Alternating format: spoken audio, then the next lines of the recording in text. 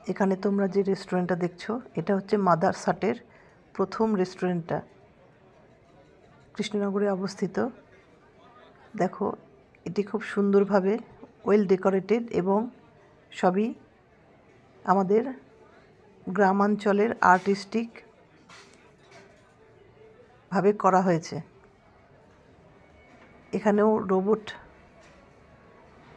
দিয়ে সার্ভ করা হয়। এই দেখো, রোবটটি কি সুন্দর খাবার নিয়ে যাচ্ছে সার্ভ করতে। পুরোটাই কিন্তু রিমোট দ্বারা চালিত এবং টেবিলগুলোর সাথে এই রোবটগুলোকে সেন্সিটাইজ করা আছে। সেই জন্য মেনু অনুযায়ী যে টেবিলে খাবার বুক করা হয় সেই টেবিলেই এই রোবটগুলি খাবারগুলি নিয়ে যায়। খুব সুন্দর সাজানো।